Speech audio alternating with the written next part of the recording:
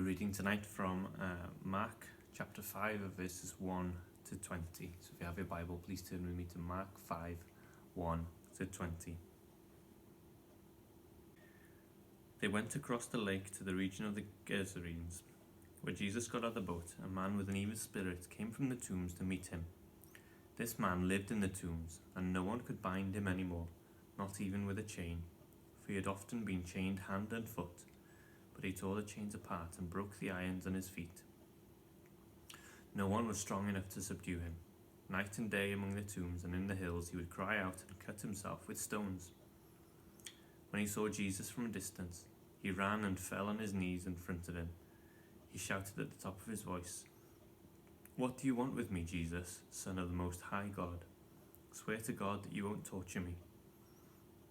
For Jesus had said to him, "Come out of this man, you evil spirit." Then Jesus asked him, "What is your name?" "My name is Legion, for we are many." And he begged Jesus again and again not to send him out of the area. A large herd of pigs was feeding on the nearby hillside. The demons begged Jesus, "Send us among the pigs. Allow us to go into them." He gave them permission, and the evil spirits came out and went into the pig. The herd, about 2,000 in number, rushed down the steep bank into the lake, and they were drowned. Those tending the pigs ran off and reported this in the towns and the countryside, and all the people went out to see what had happened.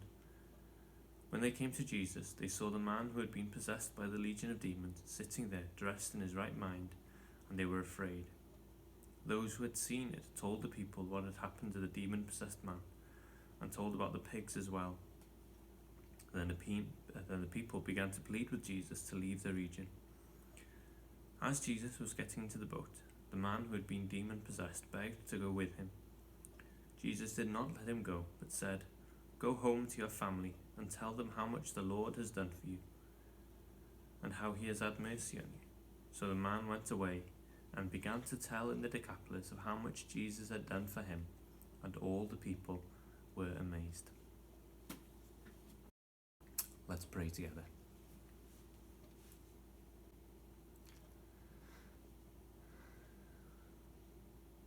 Oh Lord, even in this uncertain time where everything is not as it should be, we thank you that even now we can come to you and pray. We thank you that it doesn't matter what our day's been like, if it's been filled with anxiety or we've had peace. We thank you that you are the same Father. You're the same God yesterday, today, and forever. You never change.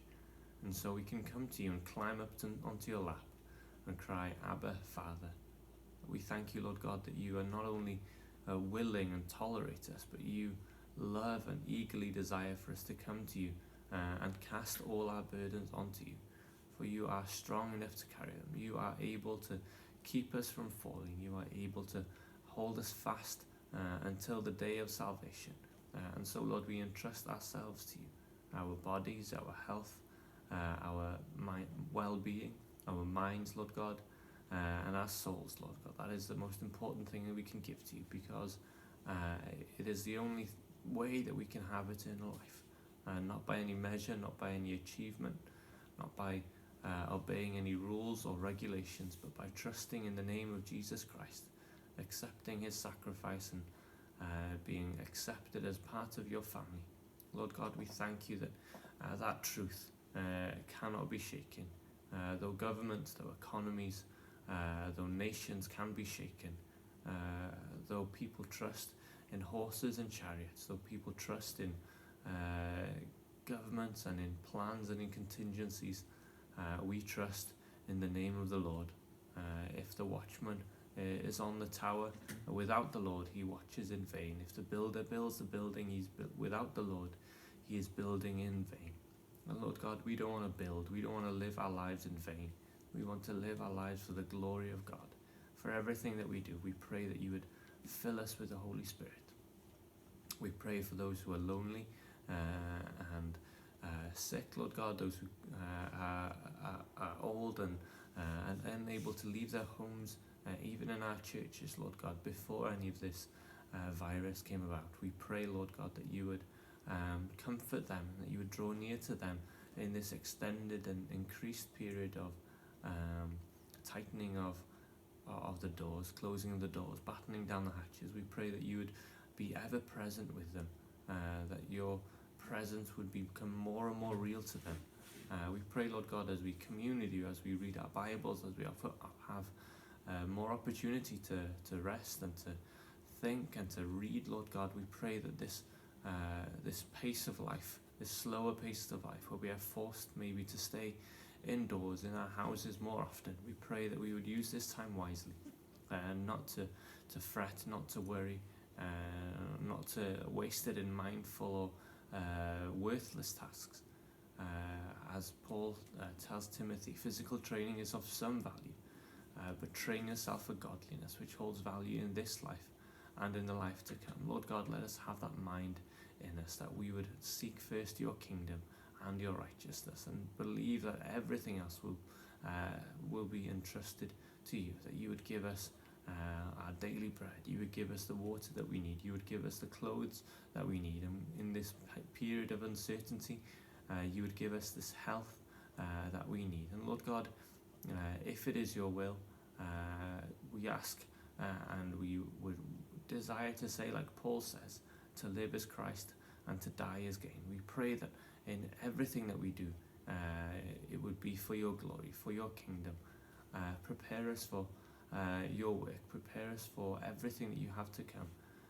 And Lord God, as we look around the world and see the chaos and the panic, Lord God, we thank you that even here we see instances of Christians standing firm, standing on the rock of Jesus and proclaiming the gospel with their hands and with their feet and with their mouths, Lord God. Let us be those people. Let us be those who are willing and able to sacrifice for your kingdom, to see your needs as a kingdom, your priorities as ones that are more important than ours itself, that we would be willing to lay down our lives for the gospel.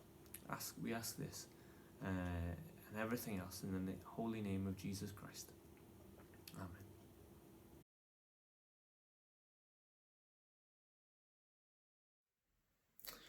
Well, it's great to be able to share with you a little bit today again. Today we're looking at Mark chapter 5, verses 1 to 20, which is a familiar passage maybe to some of you. It's the passage where we hear about Jesus and the demon-possessed man. Just before we look at it, let's pray together.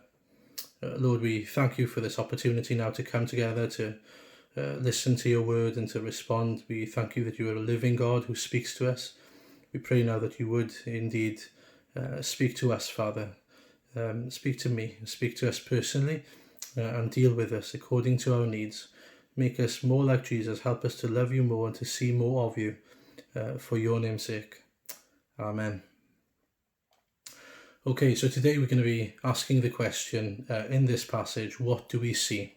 We'll be asking it in different situations as we go through the passage, but asking the question, what do we see here?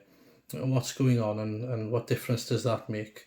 And hopefully by the end we will see more than anything the Lord Jesus Christ himself.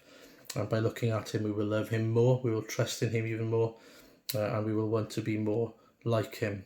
And we will also see his power and his might, and will glorify his name for that.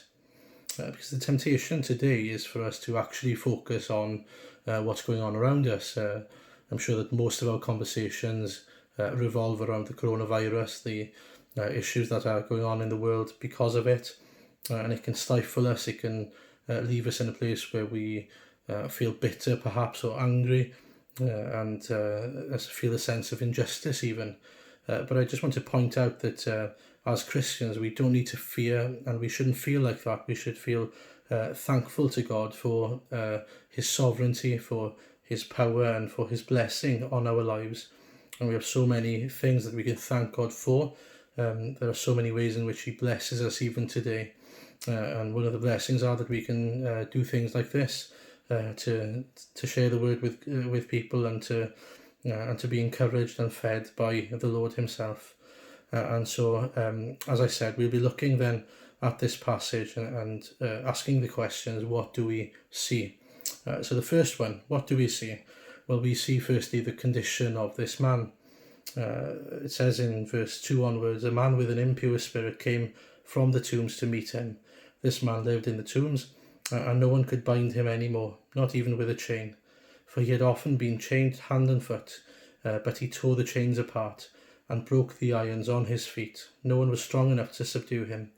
Night and day among the tombs and in the hills, he would cry out and cut himself with stones.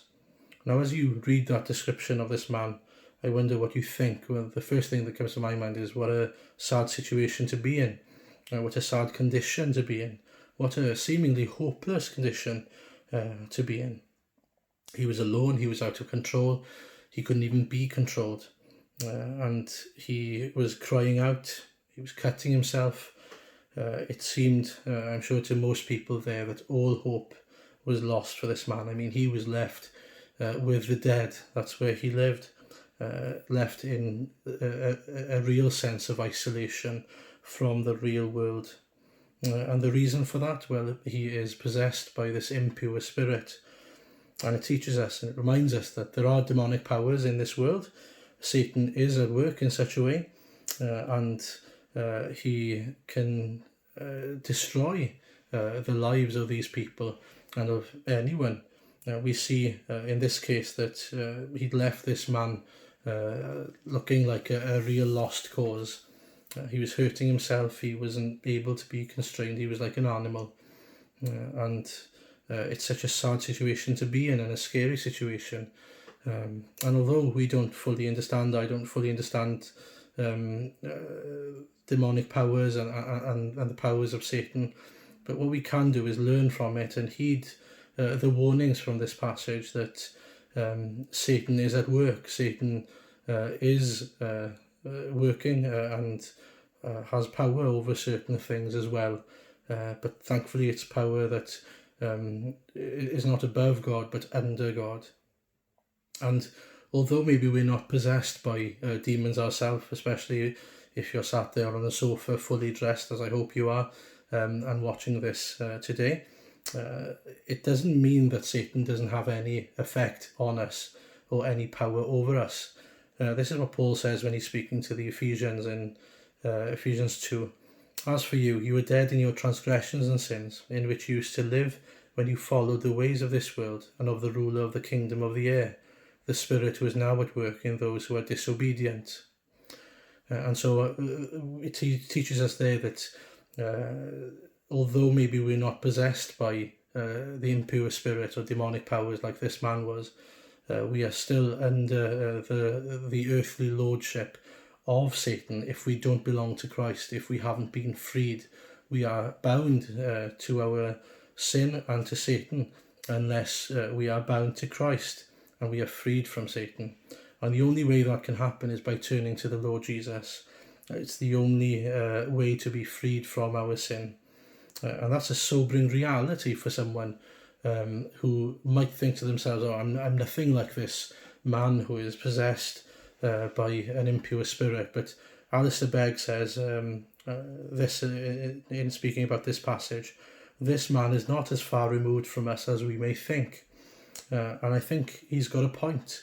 I think it's important for us to remember that even if we're not physically bound by Satan in his ways, we are still bound by Satan spiritually unless we are freed by Jesus Christ and through the gospel. And this is so important. This is where the gospel comes in. The message of the gospel isn't just, oh, come to church and hear this wonderful story about Jesus, and when you hear the stories you'll have a good feeling, or if you sprinkle a bit of religion into your life then you'll be nice and happy. It's nothing like that. The message of the gospel begins with the stark reality, the very real situation that you are currently in, that everyone begins in, which is dead in our trespasses and sins. We are dead people walking. We are in need of salvation. We can't save ourselves. We can't do enough good things to pave our way into heaven. We need someone to come into this world and save us from our sins. And you've got to start with the bad news there. You've got to share the bad news, and it should sober us. It should sober anyone who hears that unless something is done about our sinful nature, we are heading towards hell, and we will be forever bound to Satan and his ways.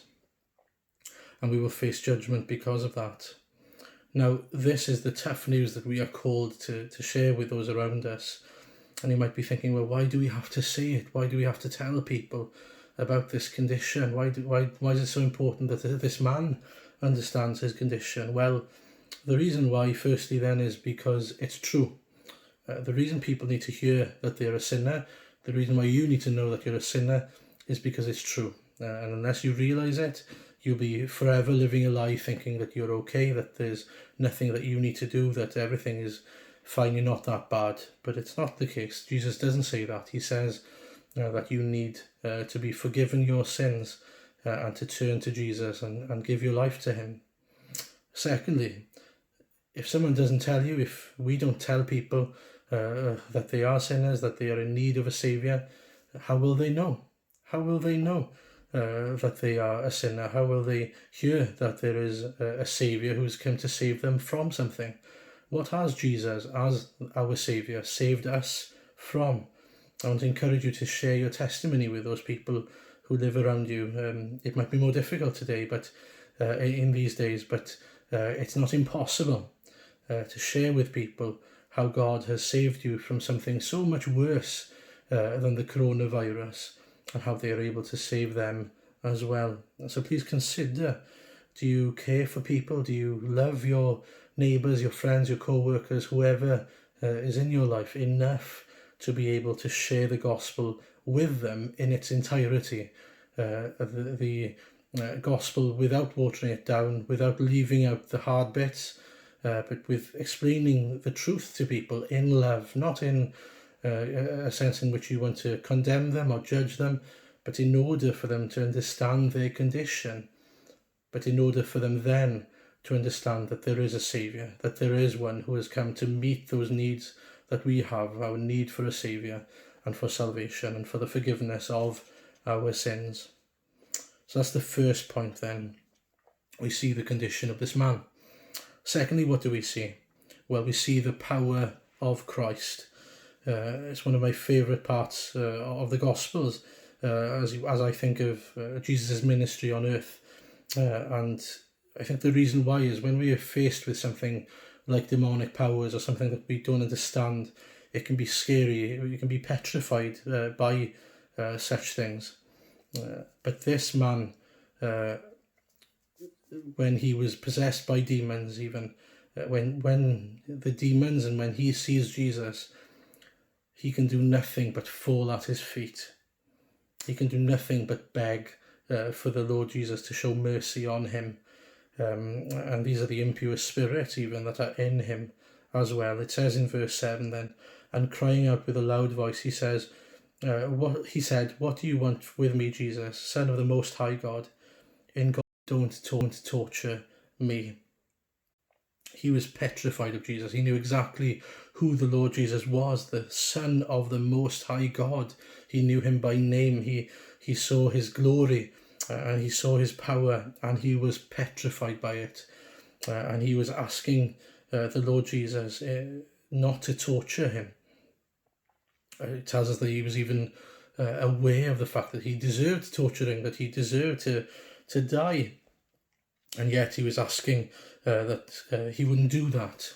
And so why does this man and these demons especially then respond in such a way? Well, they respond in such a way, it tells us in verse 8, because Jesus had said a few words to them. That's all he did. He said, "Come out of this man, you impure spirit." And isn't that amazing that all Jesus needs to do is to say a few words, to command these words, "Come out of this man, you impure spirit." He knew that the impure spirits were there. He knew that they were at work in this man, that they were possessing this man, but he had power over them.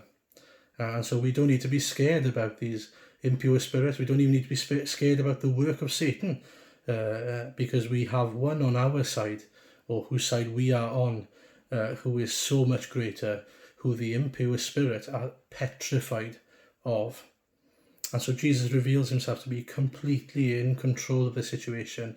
It's as if a little child is in a boxing match against Muhammad Ali. They've got no chance. It almost seems unfair, and yet we know that Satan is continuing. He's continuing to gnaw away at people's lives and trying to find a way in. But we have one who is able to keep us, who is able to save us, who is able to protect us. And as I said, I don't fully understand everything about demonic powers, but one thing we can learn from what happens when they enter into these pigs is, first of all then, what was their plan? What did the impure spirits want to do? Well, they clearly wanted to destroy. Their plan was for destruction. They wanted to destroy the man, and slowly and surely they were doing that. He was cutting himself, he was isolated, he was just there, left to die. But instead of this man's destruction, they had to settle with the destruction of the pigs, and so they ran off and they drowned the pigs instead. But it just shows us what Satan longs to do, what his plans are. He's come to steal, to kill, and to destroy. But Jesus has come to give life, and life in all its fullness. It shows us that Jesus does something that is permanent here as well, secondly. What Jesus did for this man by casting out the demons, but not only that, but by ensuring that they were dead, means that this man who was once possessed by demons didn't have to worry that they would come back. It was done permanently. He was assured by that. And thirdly, it teaches us that the deliverance of this one man was worth the lives of 2,000 pigs. It gives us a bit of perspective there. It reminds us that one man's life is so valuable to the Lord Jesus that he cares. And you might be sitting there as an individual wondering, well, does God care about me? Does God value me? Well, he does. And not just valuing you over 2,000 pigs, but valuing you over his own life by giving himself for you, for your salvation, by dying on the cross. And so we see how valuable we are, and this man was even, to the Lord Jesus. However, some people, they obviously didn't agree with this. They thought that he wasn't as valuable as these 2,000 pigs, and those people obviously were the pig farmers, the herdsmen, and those people were very unhappy. And that's sort of what we see. They were sort of asking the question, well, who's going to pay for the 2,000 pigs? Somebody owes me 2,000 pigs. But what they came to see, they went and they told people what had happened, and we see that a crowd gathers there, and all of a sudden Jesus reveals to them, to the entire crowd, something amazing. And that brings us to the third point then. What do we see, or what did the crowd see? Well, they see the power of Christ to transform people's lives. Now, we've seen the power of Christ over those dark forces in the world and those satanic forces, but now the crowd gets to see God's power demonstrated in the transformation of this man. It says in the passage, when they came to Jesus, they saw the man who had been possessed by the legion of demons sitting there, dressed in his right mind, and they were afraid. Imagine it, seeing this man who just couldn't be tamed, couldn't be helped. He was naked, he was crying day and night, hurting himself like a wild animal left to die. Now completely changed, completely transformed, a new man. He was sitting there dressed in his right mind. He was a demonstration of the power of Jesus. He was an example, a witness of what Jesus is able to do. And that's exactly what you and I are if we belong to Jesus Christ, if we've trusted in him. But even more amazingly, it's not a physical transformation, it's a spiritual one. This man clearly was transformed as well. After this experience, he wanted to follow Jesus and he wanted to preach Jesus. He was transformed not only outside but inside as well. But as we think of our own lives, our own witnesses, that we have been transformed by the Lord Jesus from being dead to being alive, from being selfish to being people living for Jesus Christ. And I wonder, do we underestimate God's power to use us as witnesses of his power to transform? Do we underestimate God's power to transform other people like he's saved us? If he saved us, why can't he save other people? We can be often lacking in faith and in expectation. So pray this week, pray with me this week, that we would expect much from the Lord Jesus and trust in his ability to save, in his might. He is mighty to save, mighty to transform. He's also mighty to heal and to save people from even satanic powers. And if those things are happening in people around you, you can pray for them as well, that in the name of Jesus they would be freed. But more so than that, that they would come to know the Lord Jesus for themselves, that they would be freed from the kingship of Satan in this world, and that they would come to trust in and live under the Lord Jesus Christ as their King. But what's so sad in this passage is that we see the response to what they've just witnessed by the crowd. What do they say? How do they respond? Well, heartbreakingly, they say, go away. They tell the Lord Jesus, we don't want you here. You should leave this area. They've just seen this amazing transformation. They're looking at this once crazy man who is now completely sane. And you'd be thinking to yourself, as I was thinking to myself, well, you'd expect these people to be at Jesus' knees, at his feet, bowing down, praising his name and showing him adoration and thanking him for such an amazing work that he's done. And even then thinking to themselves, oh, I know this person and that person who also needs help, or I know of this man who's got an illness, maybe Jesus can heal him. But we see none of that. What we see is that they don't want to see Jesus working there. They don't want to know anything about it. They don't want to experience the transformational power of Christ. And although we don't really know why that is, but I'd imagine it's something to do with the fact that they were happy with the way things were. So long as this man was out by the graveyard, he was out of sight, out of mind. They didn't need to worry themselves with him and with what was going on in his life. It was a case of selfishness, and they thought maybe, oh, well, that's for them, not for me. How sad it was that they didn't consider, well, if Jesus can do that for him, I wonder what he can do for me. And that's exactly where we might be. We might be looking at other Christians and thinking to ourselves, oh, well, it's great that he can do that for them, that he's made them happy, or that he's brought joy to them and forgiveness to them. But that's nothing to do with me. I don't want any of that. I don't want the hard work of having to clean up my life or having to deal with the change or the cost of the change in our lives. But I wanted to realise that unless that change happens, you're still dead and bound to Satan. And what a sad place to be, and what a terrifying place to be, knowing that on the day of Christ, on the last day, you'll have to face his judgment, and you'll have to face eternity in hell. And Jesus doesn't want you to be there. He wants you to know him and to be saved by him. And so I want to urge you again, turn to Jesus rather than turn away from him. And not only do we see that they reject him, but it seems to me as if there was something about this area that they were in, that these impure spirits, these forces, were comfortable in. And why do I say that? Well, if you were to read verse 10, it says that these spirits or legion begged Jesus again and again not to send them out of the area.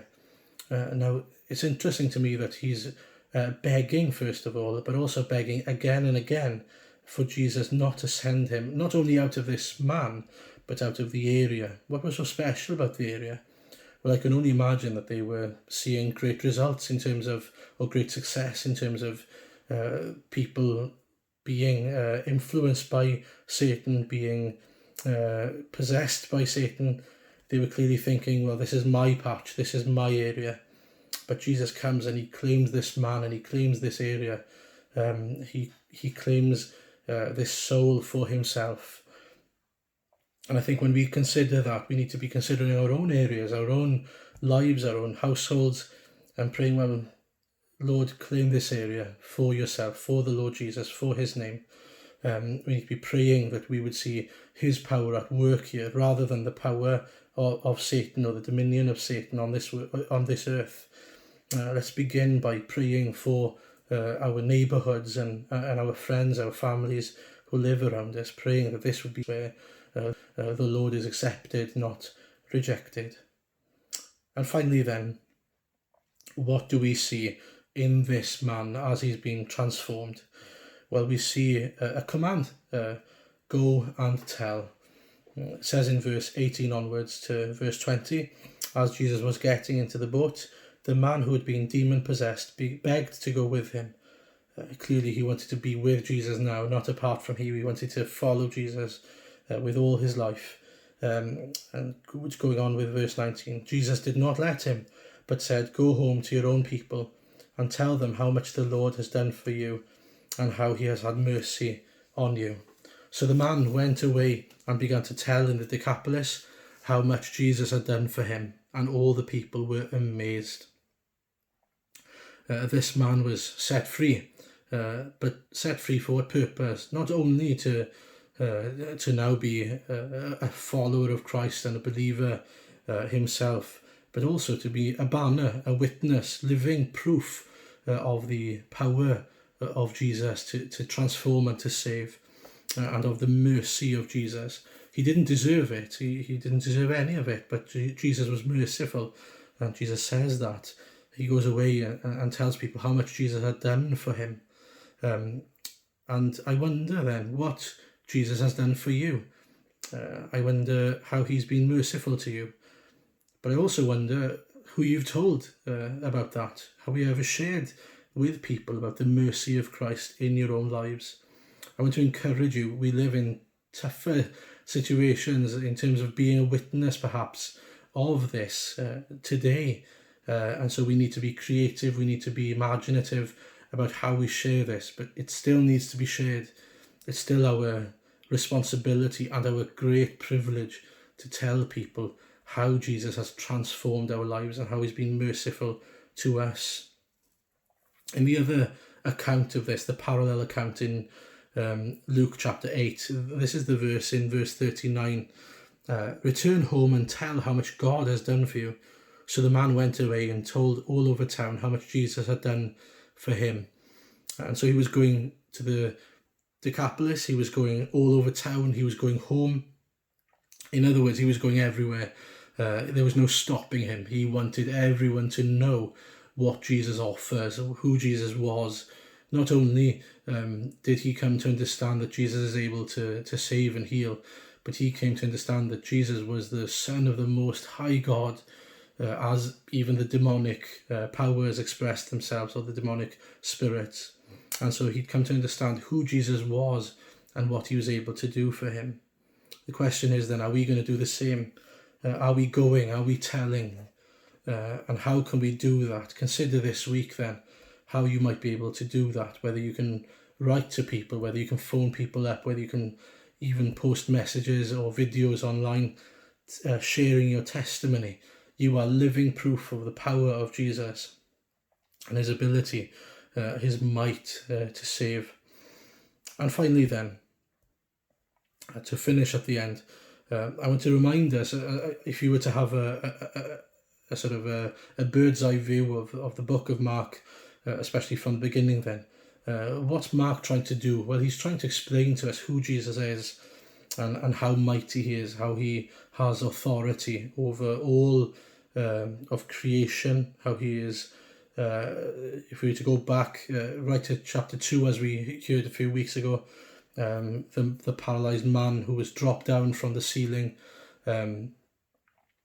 Just before then, he'd been healing people and he'd come to Jesus. The friends had brought him along for healing, but instead he received the forgiveness of his sins, which is what Jesus came to do. It says that in chapter 1, that he came to preach, he came to make the gospel known, that the kingdom of God is near, that we need to repent and believe the gospel. But then we see in chapter 4, for example, I'm just picking out a few examples here, that Jesus shows his authority and his might by calming the storm. And then here we see that Jesus is casting out even evil spirits from people. He has authority and power over even those elemental forces in this world. And then if you were to carry on reading to the next part of chapter 5, we would see that Jesus raises a dead girl and heals a sick woman. He's got authority and power over those who are sick, even over those who are dead. And it just teaches us who Jesus is and how amazing he is, how wonderful he is, that he is the Almighty God who became flesh, who dwelt among us, so that he was able to offer this transformation, so that he was able to save us from our sins. And so he's pointing out to us that he is mighty to save. He is mighty to calm the storms. He is mighty over creation. He is mighty over all elemental, over all dark spirits in this world. He is mighty over death. He is mighty to heal the sick. But more so than that, he is mighty to save us from our sins. That is our biggest problem, our deepest problem. Our biggest problem isn't the coronavirus. There is a bigger problem than that in this world, and that is our sin. It affects each and every one of us. But we thank you that, unlike the coronavirus, there is a clear cure. There is medication available in the Lord Jesus himself and in the gospel. And so if we have the ability to share this medication, this source of healing, let's do it for the sake of those around us, out of love and concern for them, but also for Christ's name's sake and for the sake of his kingdom then. So let's pray to finish. Lord, we thank you that you are mighty, that you are almighty. Lord, we thank you that you display your power over creation, over those impure spirits, over Satan, over illnesses, over death, Father, and over sin itself, and over all those things that are against us. We thank you that you are able to, but more than that, willing to save us. Lord, we pray that we would accept you as our own Saviour.